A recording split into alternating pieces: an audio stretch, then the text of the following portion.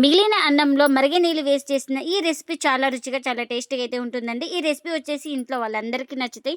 అంత టేస్ట్‌గా అంత సాఫ్ట్‌గా అయితే ఉంటాయి. ఇంకెందుకు ఫ్రెండ్స్ ఆలస్యం, ఎలా చేయాలో ఏంటో అనేది వీడియోలోకి అయితే వెళ్ళిపోయి చూద్దామా మరి.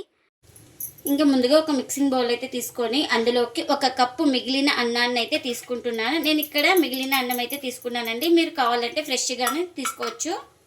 ఇంక ఇప్పుడు ఇందులోకి అలాగే ఒక కప్పు రవ్వనైతే వేసుకుంటున్నానండి. అదే బొంబాయి రవ్వ, సూజీ రవ్వ అంటారు కదా, ఆ రవ్వను కూడా ఒక కప్పు అయితే వేసుకోవాలి. ఇప్పుడు ఇందులోకి మరిగే నీళ్ళు అయితే ఒక కప్పు అయితే వేసుకుంటున్నాను. అన్నీ ఇంకా కొలతలతో అయితే చూపిస్తున్నానండి మీకు. ఇంకా నీళ్ళు వేసుకొని బాగా కలుపుకోవాలి. మనకు ఇంకా కాస్త వాటర్ అయితే పడుతుంది కదా, వాటర్ అయితే వేసుకుందాం. ఇంకా మరొక కప్పు అయితే వేస్తున్నాను. వేడి నీళ్ళు వేసుకోవాలి, బాగా మరిగే నీళ్ళు. ఇలా మరిగే నీళ్ళు వేయడం వల్ల మనకు రైస్ అనేది సాఫ్ట్గా అయిపోతుంది తొందరగా.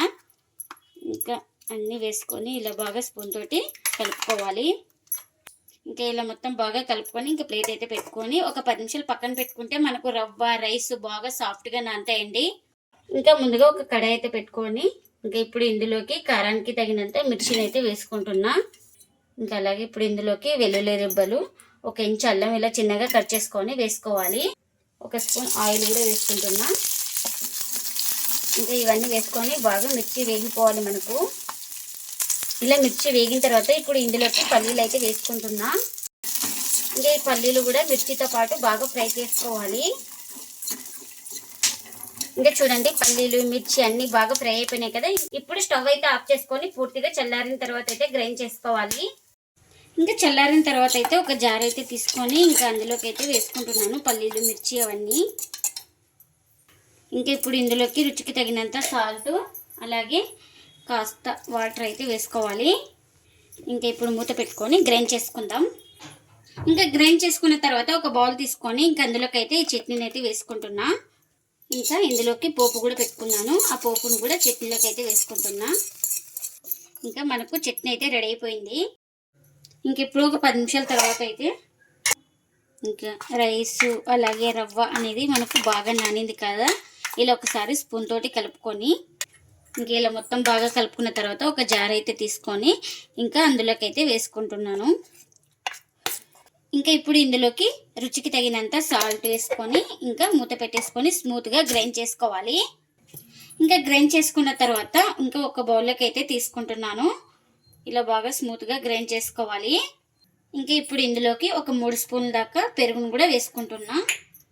అలాగే ఒక 1/4 టీ స్పూన్ దాకా బేకింగ్ సోడాను కూడా వేసుకోవాలి. ఇంకా ఇప్పుడు పెరుగు సోడా మొత్తం వేసుకొని ఇలా స్పూన్ తోటి బాగా కలుపుకోవాలి. మనకు ఇడ్లీ బ్యాటర్ ఎలా ఉంటుందో సేమ్ అలా ఉండాలి ఈ బ్యాటర్ వచ్చేసి. ఇలా మొత్తం బాగా కలుపుకొని ఇప్పుడు దీన్ని పక్కన పెట్టుకుందాం. ఇంకా మనం ఇడ్లీ ప్లేట్ అయితే తీసుకొని దీనికి ఇలా బ్రష్ తోటి ఆయిల్ అయితే అప్లై చేసుకోవాలి. ఇలా ఇంకా అన్ని ప్లేట్స్కి ఇలానే అప్లై చేసుకోవాలి. ఇంకా ఇప్పుడు ఈ ప్లేట్లోకి అయితే పిండిని అయితే ఫిల్ చేసుకుందాం. ఇలా వేసుకొని ఇలా లైట్గా స్ప్రెడ్ చేసుకోవాలి.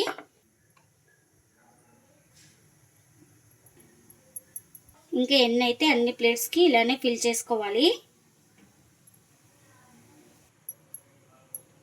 ఇంకా ఇలా అన్ని ఫిల్ చేసుకున్న తర్వాత ఇంకా నేను ఇక్కడ వాటర్ కూడా పెట్టుకున్నాను. ఇంకా వాటర్ కూడా మనకు బాగా బాయిల్ అవుతుంది కదా. ఇంకా ఇప్పుడు ఇడ్లీ ప్లేట్ అయితే పెట్టుకుంటున్నా. ఇంకా ఇలా ప్లేట్స్ అయితే పెట్టుకొని ఇంకా ఈ ప్లేట్ అయితే కవర్ చేయాలి. ఇలా కవర్ చేసుకున్న తర్వాత మనకు 10 నుంచి 15 నిమిషాలు అయితే స్టీమ్ చేసుకోవాలి లో ఫ్లేమ్లోనే. ఇంకా 10 నిమిషాల తర్వాత అయితే స్టవ్ అయితే ఆఫ్ చేసుకొని చల్లారిన తర్వాత అయితే బయటకైతే తీసుకున్నానండి. ఇంకా మనకు వేడైతే తగ్గింది కదా, ఇప్పుడు ప్లేట్లోకి అయితే తీసుకుందాం. చాలా సాఫ్ట్గా ఉంటాయండి ఇడ్లీలు వచ్చేసి. ఇంకా ప్లేట్లోకి అయితే సర్వ్ చేస్తున్నా. మిగిలిన అన్నంతో ఇలా ఇడ్లీలు చేసుకుంటే చాలా టేస్టీగా అయితే ఉంటుందండి.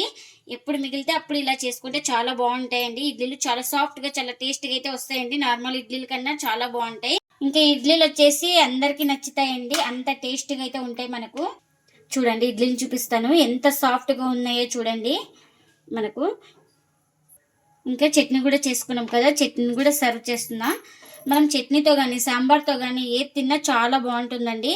చూడండి ఎంత సాఫ్ట్గా ఉన్నాయో ఇడ్లీలు అయితే మనకు చాలా బాగుంటాయండి. స్టీమ్ చేసుకోవడానికి ఒక 10 నిమిషాలు అయితే టైం అయితే పడుతుంది మనకు. ఇంకా మీరు కూడా తప్పకుండా ఒకసారి ఇలా మిగిలిన అన్నంతో ఇడ్లీలు చేసి మీకు ఎలా వచ్చిందో కామెంట్ అయితే చేయండి ఫ్రెండ్స్. ఇదండి ఇవాల్టి వీడియో. ఈ వీడియో కనుక నచ్చితే ప్లీజ్ లైక్ చేయండి, షేర్ చేయండి, కామెంట్ చేయండి. అలాగే లైక్ చేసి సపోర్ట్ చేయండి friends. Thanks for watching. Bye bye.